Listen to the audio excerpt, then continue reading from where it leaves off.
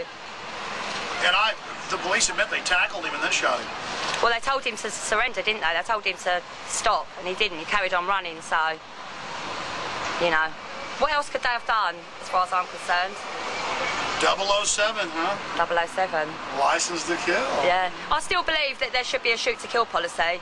I still believe, personally. But that's my views, you know. I think people should give up their liberty for freedom. All right.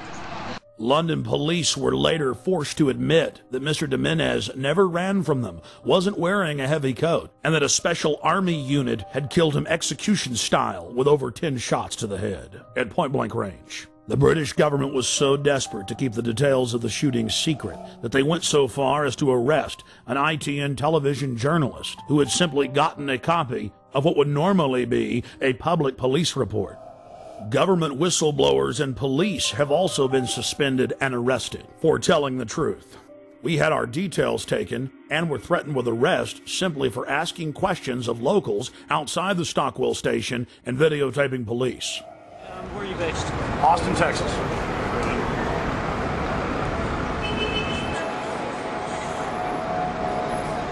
Alex, I'll take your date for 2/11/74.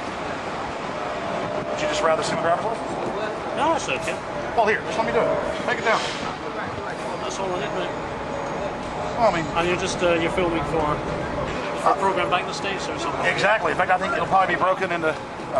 Think about it, yeah. Sir, what do you think about this event? I think it's very bad that it happened. What do you think should happen?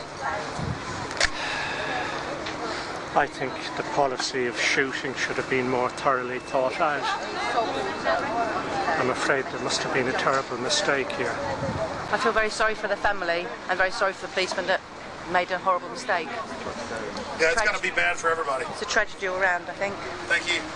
The police first claimed that it was a hot morning when official weather reports showed that it was around 60 degrees and that Mr. Jimenez was running down the street wearing a giant padded coat with wires sticking out of it, that he vaulted over the turnstiles, charged through a crowd of pedestrians, raced onto the train, and was about to detonate bombs when the heroic officers gunned him down.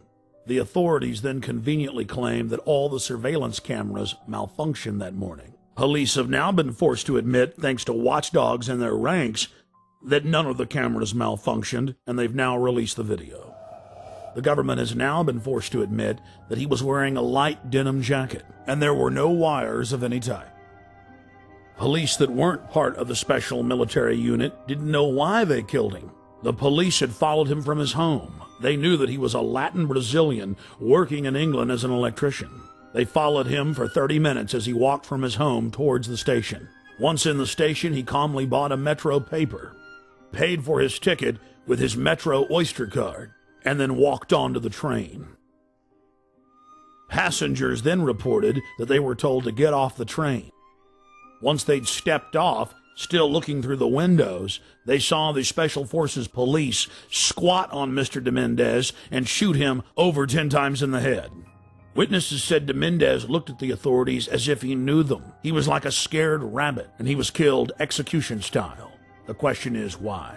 A special military hit team stalked him and tracked him from his home to the train station, and then killed him in cold blood, making sure he was dead. It's well known that if somebody has a bomb, you don't shoot at them, and you certainly don't get near them. No, Mr. Jimenez had seen something he wasn't supposed to see. He learned a little too much, and he had to be eliminated. We were at the station just a week after he was killed, and many of the facts we've covered were already public knowledge. But still, some of the locals made excuses for the police. Within hours of the 7/7 bombings, Israeli army radio was reporting that Benjamin Netanyahu, the former prime minister of Israel, had been warned not to leave his hotel that morning to attend a meeting less than 100 yards away from one of the train stations that was bombed. The Associated Press ran the headline, "Netanyahu changed plans due to warning." Then the current Prime Minister, Ariel Sharon's office, instructed Israeli officials not to give interviews to the foreign media concerning the warning. Israel's Foreign Office attempted to spin the story, saying that they'd given a general warning to the British that day. Then, several weeks later, the head of Mossad told a major German newspaper that he indeed had issued a warning to Benjamin Netanyahu at 8:40 a.m., 10 minutes before the first blast. Conveniently for authorities, the bus surveillance camera malfunctioned. Something else happened that was convenient for the establishment line. All 4 of the supposed bombers' identification cards survived unscathed at all 4 events. But there was just one problem. In one case, one of the bombers' IDs was found at 2 separate locations. As the evidence mounts, it is crystal clear. Only criminal elements of the British government could stage the attacks and then engage in the cover-up. The reason the Netanyahu story is important is it clearly shows that other intelligence agencies were aware of what was going on in London that day and took necessary precautions to protect their Minister of Finance. In 1994, the Israeli embassy in London was bombed. This was at a time when I was in the service. I joined the Middle Eastern section shortly after that, and I was actually astounded to read a document written by a senior MI5 officer who'd seen all the information coming in about this attack, and he said that he believed that the Israelis had bombed their own embassy. In any staged terror attack, governments have to be extremely careful to keep the operation shielded, compartmentalized. Most people in government are moral individuals who believe that they're standing up for their nation's sovereignty, for its national interest, and it's absolutely essential to keep them in the dark. One of the chief tools used by governments as a smokescreen is staging exercises or drills at the exact same time and exact same places as real events.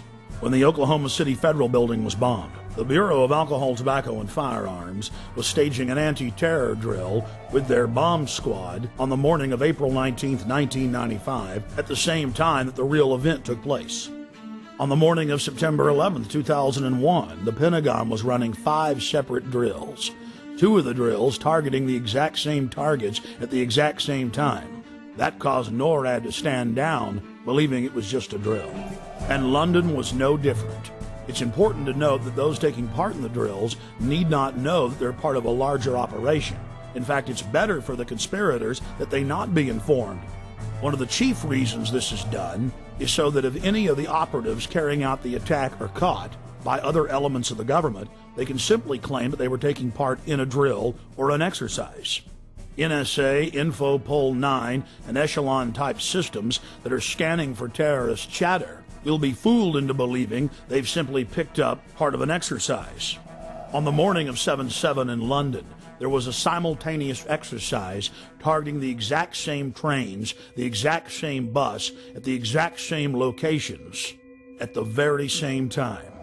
What we're supposed to believe is some kind of coincidence. There was also an anti-terrorist drill going on 7/7.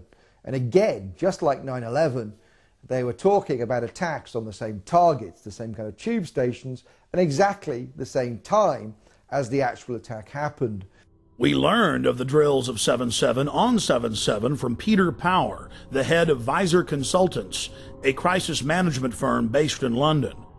Mr. Power was the former spokesperson for Scotland Yard. Mr. Power told National British Television, ITN News, about the drills. Today we were running an exercise for a company, bearing in mind I'm now in the private sector, and we sat everybody down in the city, 1,000 people involved in the whole organisation, but the crisis team, and the most peculiar thing was we based our scenario on the simultaneous attacks on the Underground and mainline station. So we had to suddenly switch an exercise from fictional to real. And one of the first things is, get that bureau number. When you have a list of people missing, tell them. And so it took a long time. Just to get this right, you were actually working today on an exercise that envisioned virtually this scenario? Almost precisely. I was up until 2 o'clock this morning because it's our job, my own company, Visor Consultants. We specialise in helping people to get their crisis management response. How do you jump from slow time thinking to quick time doing? And we chose a scenario with their assistance which is based on a terrorist attack because they're very close to a property occupied by Jewish businessmen. They're in the city, and there are more American banks in the city than there are in the whole of New York. A logical thing to do. And I've still got the... I was going to say, how extraordinary today must feel for you as it unfolds. He repeated himself to BBC Radio 5. The thing that concerns me is that what are we doing for the thousands of men and women actually who are in London working? And I say that because at 9:30 this morning we were actually running an exercise for over a company with 1,000 people in